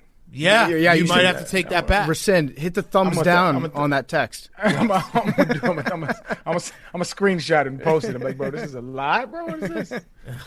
All right, Jake, your. No, I had that. We got some our fighting. two boys are fighting. I fight. Yeah, and Jake, he took one of mine. Jake, he took one of mine. All right, so go ahead, Jake. Jake, you go first. Jake, go I'm ahead. Taking the blackout Super Bowl between the Harbaughs. When there was a blowout. Billy, that's how it works. You have to be prepared with more than one. How do you not learn this? There we now? go, Jake. So what was the conspiracy theory behind that? Oh, that it was a blowout, and the NFL wanted to give some more That's right. time to get the 49ers back in the game. That's and right. It ended up kind of working. Yeah, it did. Yeah. So was that the Beyonce halftime? I don't know. All right, so wait, now, Aaron, let me ask this. Does the NFL have that type of power where where Roger Goodell could hit a switch and black out the Super Bowl just so that they could keep people watching and get the 49ers back in the game? They could. I do think they could, but I don't know why they would. Why would you do that? That is, when I think about conspiracy, I always think about the why. Right. And when you start doing the they, the them, then that's when it ggets. But I do think the NFL could. I mean, they literally covered up Deflategate. I don't know about that one, but they literally covered up concussion studies, right, and tried to hide that. So it's not it's feasible that they would cover some shit up, but I don't know about getting the 49ers back in the game. I don't know about that. Yeah, so how would that work, though? If you were Roger Goodell and you had let's just say there was a big light switch in front of you at halftime and you saw that the Ravens were winning by double digits, would it occur to you to flip that switch knowing that it's more likely if there's a longer halftime that the Niners are going to come out and play better in the second half? That doesn't make that much sense to me. Yeah. Well, Billy? So the evidence to support that it was staged was that all of the dress rehearsals by Beyonce it took that exact same amount of power. The lighting was tested time and time again. So for them to say like, oh, we didn't know it was going to draw this much power and cause an issue is like that's the number one thing they test. Right. And surge protectors. Yeah. Right. So that was like one of the reasons why it's kind of like, you know, if it's 28.6 and viewership is actually seriously tampering off. Let's black this thing out. And then everyone will be like, what's going on? Yeah, it was 28-6 with 13 minutes left in the third quarter. I wonder how many times that's happened in the Superdome, too. Yeah. Like how many times have there been the lights have gone out in the Super? Because it does, the lights going out in a stadium is not crazy. That's we've all watched a game where that has happened. Remember it happened in the Monday Night Football game? Mm-hmm. I think it was the 49ers and the Steelers, maybe? I feel like it happens a lot in baseball because there's so many games that, like, at least once or twice a season. It's about as frequent as bee delays. Right. All right, Billy. My conspiracy theory is going to be the Russian doping conspiracy that actually has a lot more truth. So the Sochi Olympics, the Russians were swapping out their piss and doing all sorts of stuff to cover up their athletes' doping. And this is the conspiracy part, to gain nationalistic pride in order to invade Crimea, which there's a lot of evidence for. The athletes were going to invade? No, but that would have been a sick plan. Putin was putting it together. Yeah, is this a conspiracy theory though? Because this is real? Well, there's a lot Some of facts. conspiracies are true though. Yeah. You know, okay. Gotta throw a lot of darts. So somebody had a great idea because we experiment with like playing some music in the background of our podcast when we're talking. We think we're just going to play like the serious music when Billy starts talking because Serious Billy came out on the podcast and he's got like all these theories and he's dropping big words and shit on us. He gave Arian a little bit of perspective, didn't he, about what it's like to grow up as Billy Football when you get pulled over by the cops for driving too fast because you're listening to Led Zeppelin. That was crazy. Absolutely, yeah. That was.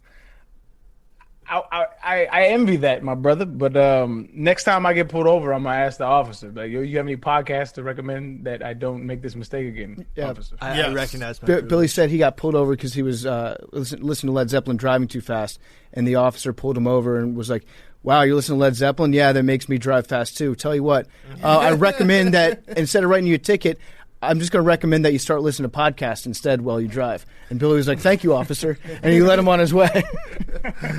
That didn't happen. Okay. It did? That did happen. 100%. Yes. 100% true. I got off. Okay. You didn't answer my question, though. The whole story.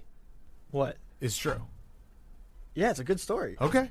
How the hell would I get into podcast? It is a great story. How else would I get onto podcast? I got pulled over. I was like, I don't want to get a speeding ticket anymore, so no more loud, fast music. That's how he started listening to Part of My Take. Now I'm fucking here on this couch. All right, mine is going to be the Ronaldo at the World Cup in France in 1998. So this is like a two-parter because Ronaldo was best player in the world, having a great tournament, had a seizure out of nowhere right before the final. And so some people think he was drugged. Some people think that he was there's like so many layers to this conspiracy theory. Some people thought he was drugged so that then Brazil wouldn't win, but then they got gifted the 2006 World Cup in like payment for it. And then on top of all that, he played in the game, played awful. France wins.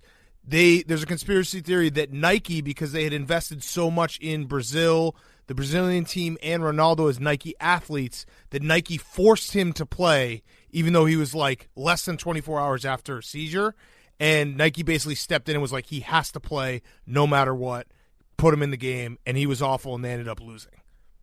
I could see Nike having that much power. I honestly think that Nike has more power than the NFL. It's also like soccer conspiracy theories. There's so much shady shit that happens in the world of soccer that it really just lends itself to these things. Anything that's FIFA adjacent is definitely prime for some corruption. Right. So that would be mine. All right. What do you say? Honorable mentions? Honorable mentions. Go ahead. The flu game, Jordan was hungover. Okay. Yeah.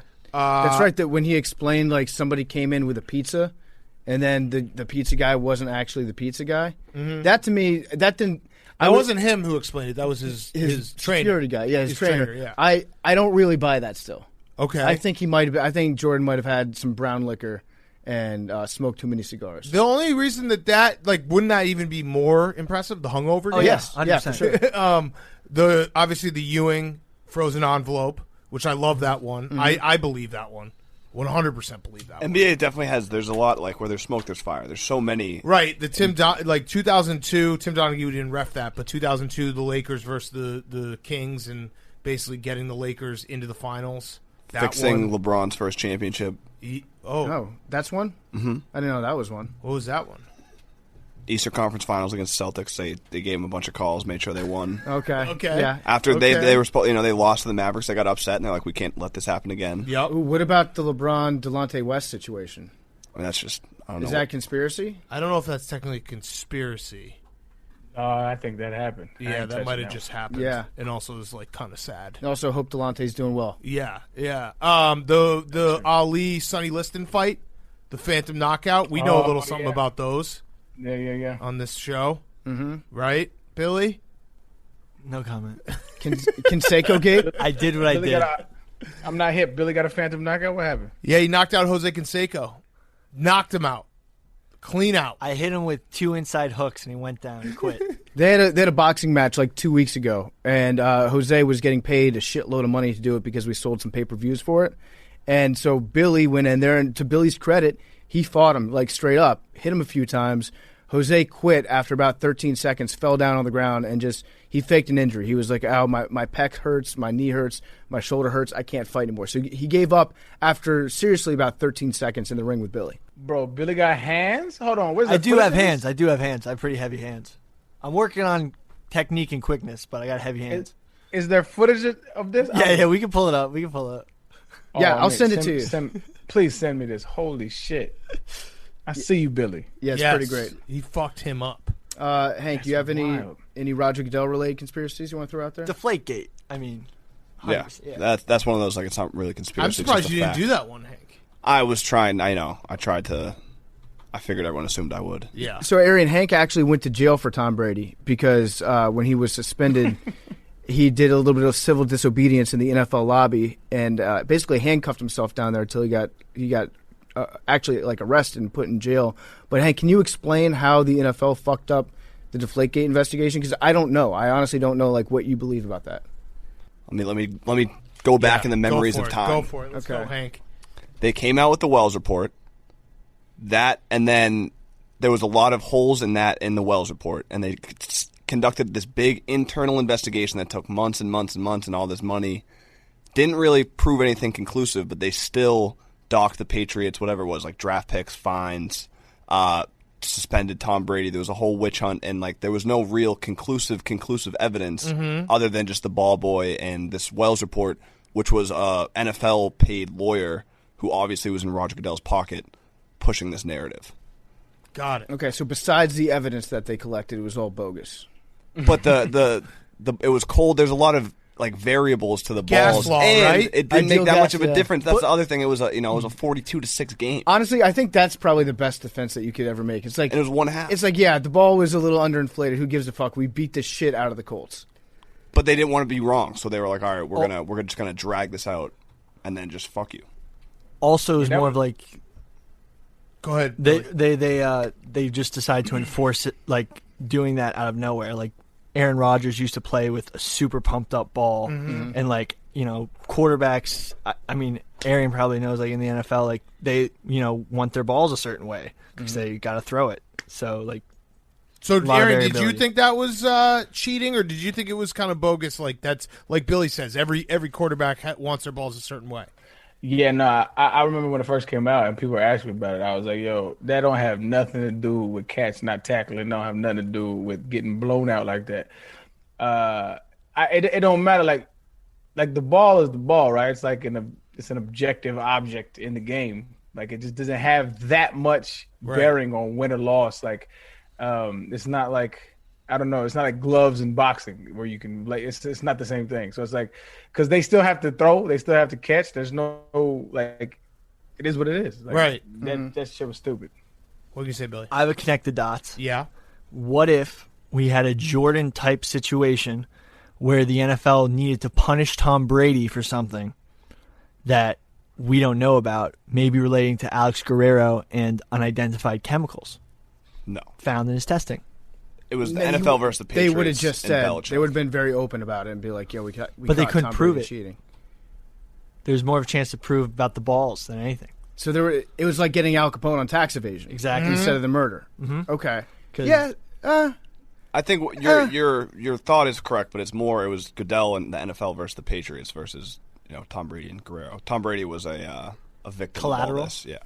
Okay, Aaron, I just sent you the video of Billy knocking out Jose Canseco. Yeah, let's get your instant reaction. Okay, I'm gonna check it out right now. All right, it's over. And that was it. Oh, this is gonna be great. All right, so I think what we should do while Aaron pulls it up, I think we should, since we have 6, let's leave it up to people to vote tomorrow. We'll do 3 and 3, and then the bottom vote getter on each 3 and 3 is out. eliminated. Yeah. Got it. Yeah, that'll be good to good. me. Get a discussion going with the people. Yep. All right, so Aaron's gonna pull it up. We're gonna get his reaction to Billy football knocking out Jose Canseco. Okay, hold on, okay. Listen, neither one of y'all got hands. He just has less hands than you. Oh no, I'm not denying that by any means. Why is he like this? What has happened? I mean, I guess that's just wow. How did he not even try to? Oh my God, dog! All right, your form is terrible. His form is just exponentially I'm going to the worse. gym today. But what I appreciate about you is how hype you was. I mean, you did knock out Jose Canseco. That's Jose Canseco. Like, that's a legend. And and you stood over him, dog. You stood over him. Yeah, and screamed at him while he was on the ground. What did you say? What was I the kind of word? What did you realized he say? was quitting, so I was like, "Get up, earn your money, get your fucking money." And yeah, I was in a totally different headspace at that moment. Arian, do you have any questions for Billy about what type of headspace and mentality he was in when he was getting ready for that fight? I mean, you had to like dog, like there has to be one of those things where you're like unsure if you should go through with it. And 100%. It was a one-way mission. Did you actually train for? You actually trained? I for trained. it? Oh, yeah, I a trained lot. so long. Yeah, he crushed training. Yeah. I was kind of Training. disappointed it lasted so little because I thought I was going to have to use You some thought you of were the going to war. conditioning. Yeah. But it was fun. Looking back, He on definitely did not train for it. I'm just going to let you He know didn't train that right hard. No. He was saying, "Yeah, I go to the No, he gym didn't. like 2 to 3 times a week." I was like, He "I go may 6 have- days a week." Yeah, He maybe like jogged, he maybe like 8. I don't even know if jogged. Yeah, Yeah, I think maybe like the night before the weigh-in, he was like, "Oh shit, I got a big weigh-in tomorrow. I'm gonna go sit in a sauna for 3 hours." I mean, he showed up at 270 pounds. Like, no one fights at 270 pounds. Like Brock Lesnar didn't even fight at that 270 is pounds. significant. Yes, that is. So He was how much roided did out of you his weigh? mind.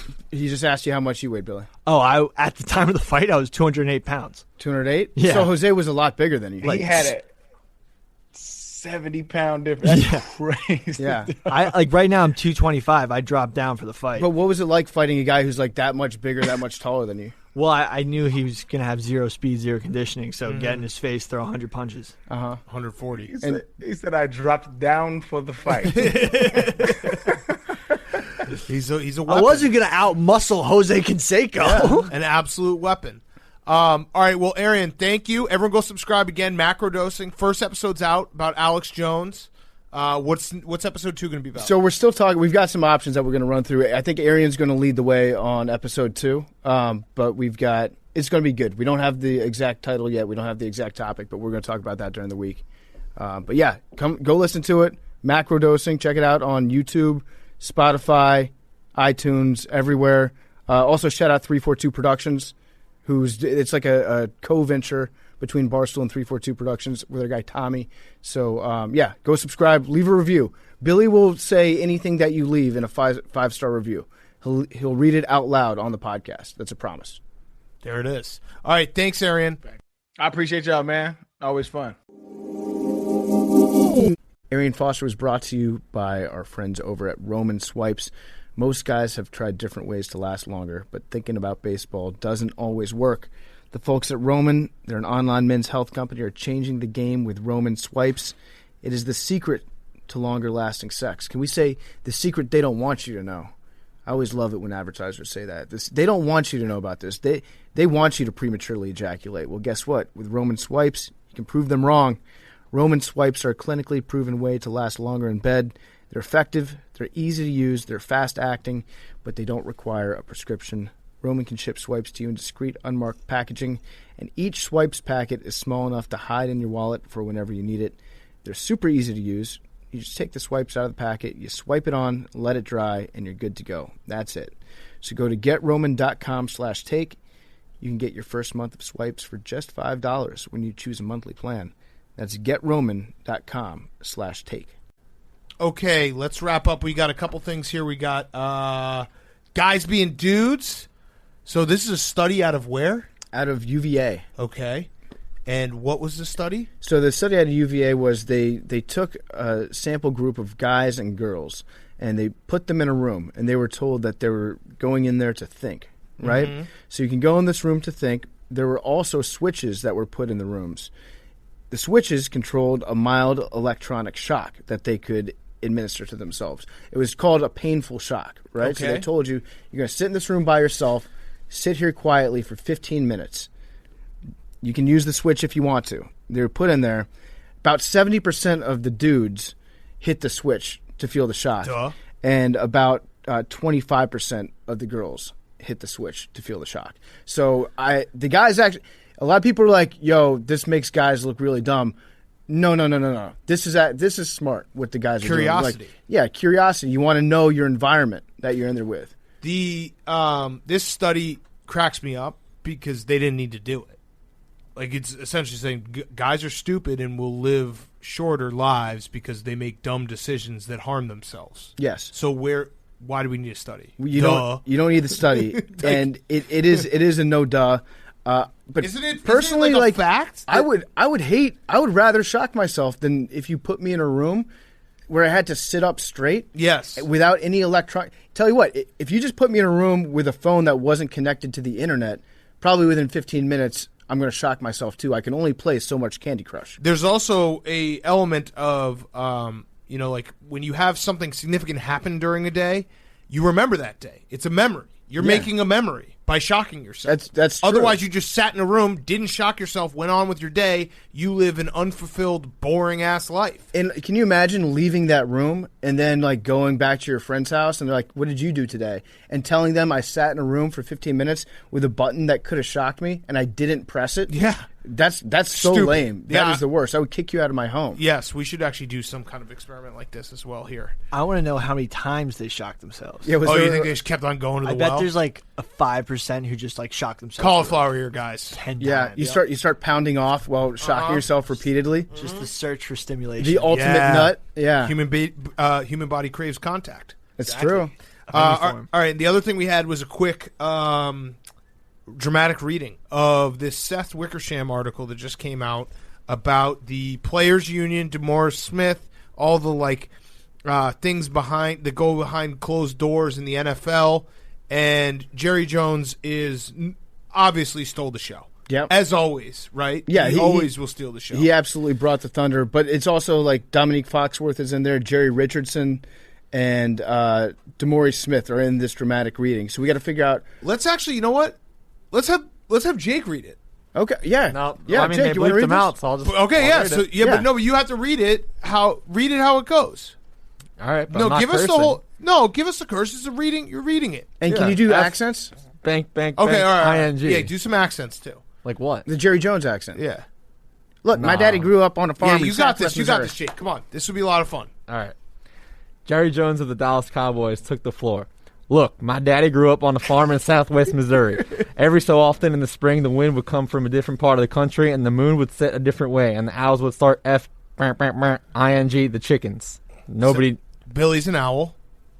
Nobody knew where he was going with this story. Billy can't respond. He doesn't have the mic. The owls are ing the chickens, Jones continued. It makes no sense. This is so terrible. It makes no sense that they turn this down, but it's a great thing for us. I feel like you guys would be much better at this. No. You're crushing this. We're not playing 17 games, Jerry, said executive committee member Dominique Foxworth, who now works for ESPN. It's not going to happen. Richard sat straighter in his chair. Wait, which one's Oh, wait, this is so this is Jerry different Richardson Jerry now. Richardson, yeah. He's come in. Yeah. Yeah, I don't really have an accent. Southern also. Yeah, with a dash of misogyny. Well, Jeans Friday. Or I'm a out. handful of misogyny. Pretend it's Jeans Friday and Yeah, he's a yeah. little turned on. I'm out. I'm out. What? No, I'll give us read your it. horny voice. No, I'll do Southern. Okay. All right, Billy, you go ahead. Billy do the wants to do the horny Do the horny voice. voice. All right, Richardson sat straighter in his chair. We can make you. We don't have to ask you. We're being nice by not saying fuck you. You have to do it. All right, now Jake. We're not being nice by not telling you. FUCKU, we're not playing. Foxworth responded. We're being nice by not telling you Horny. fuck you. We'll play with replacement players. Richardson said. We're being nice by not telling you. FUCKU. Good luck filling up stadiums with Ryan Leaf at quarterback, Foxworth replied.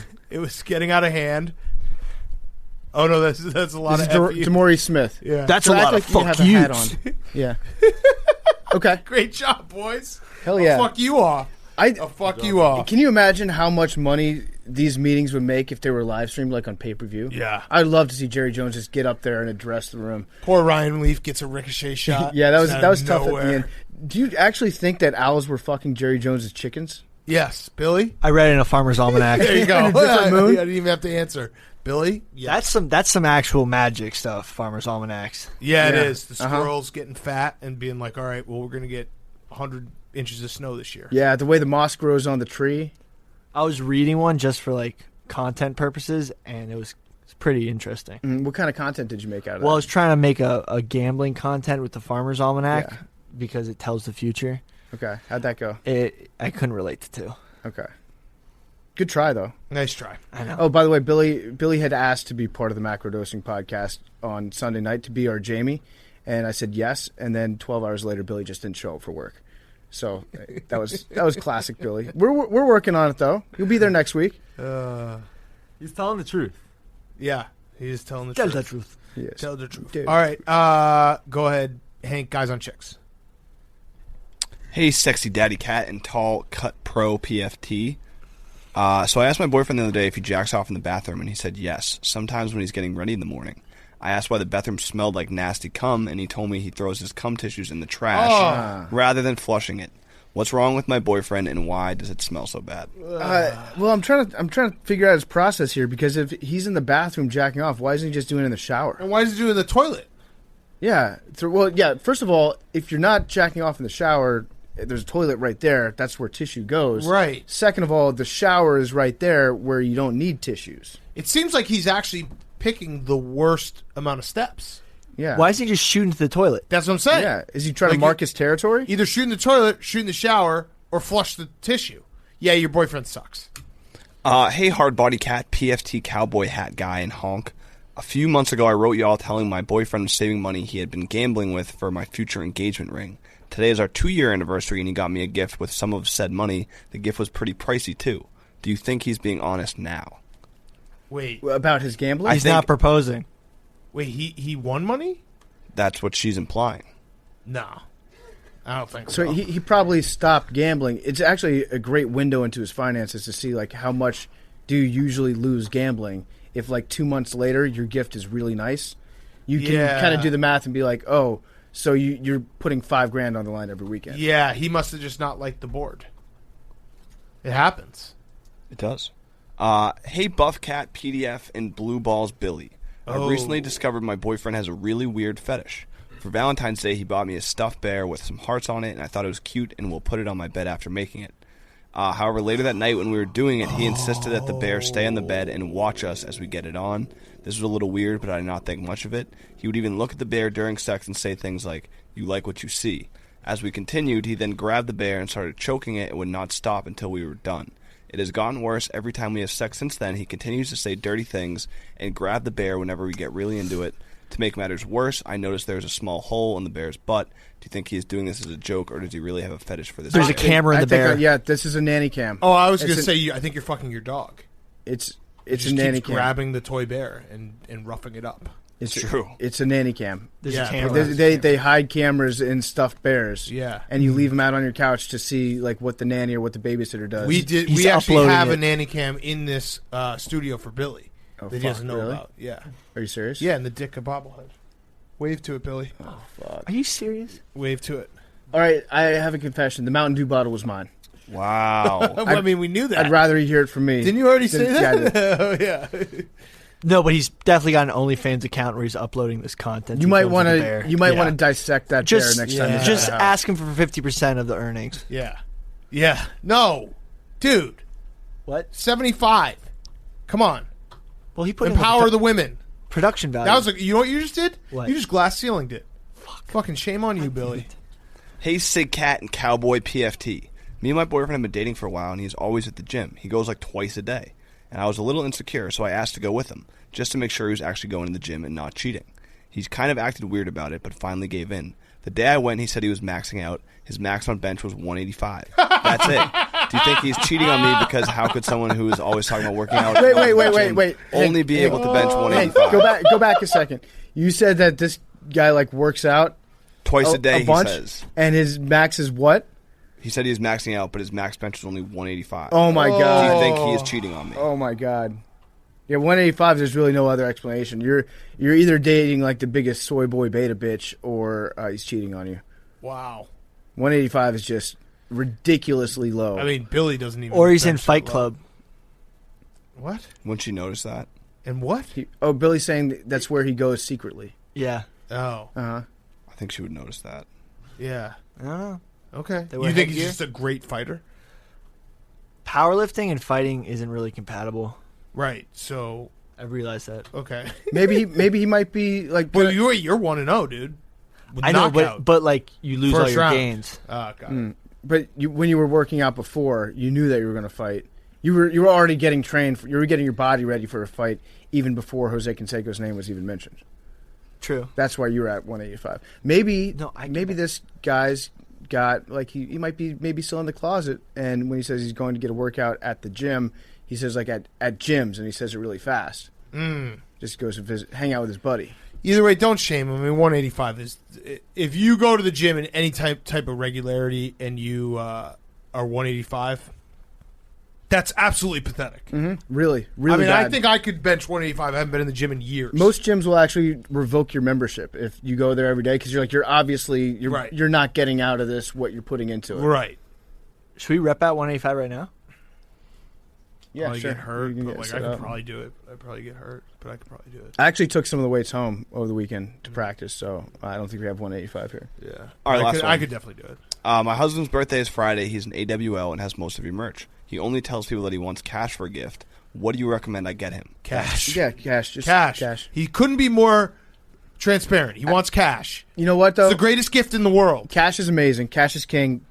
We'll never turn down cash. However, we're getting close enough to the end of this pandemic thing where if somebody gave me like $100 Dave & Buster's gift card right now, I would be fucking pumped. It would be something to look forward to in the future where I'm like, May 15th, we're going to fucking Buster's. Yeah. Remember the days in the pandemic, like the first week or two, when everyone's like, hey, if we just buy gift cards to your favorite restaurant, we'll keep it in business. Yeah, I do remember that. That was cool. Turns out it took Dave Portnoy. Yeah, he save the bought, world. Bought everybody gift cards. Save the world. Yeah, cash. Just get them cash. Cash is the best. You can buy whatever you want.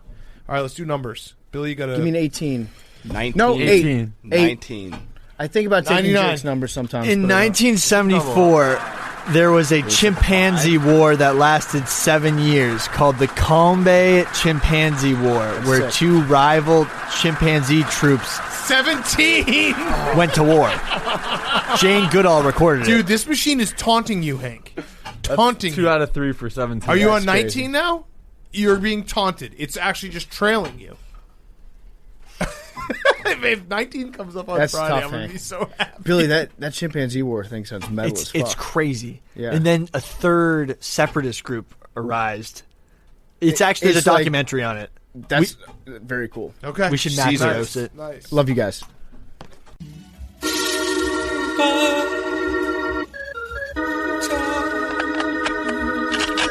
Talking away. Oh, I don't know what I'm to say. I'll say it anyway. Today's another day to find you shying away. Oh, I've been coming for your love again. on me. Take me on. I'll be gone if you want to.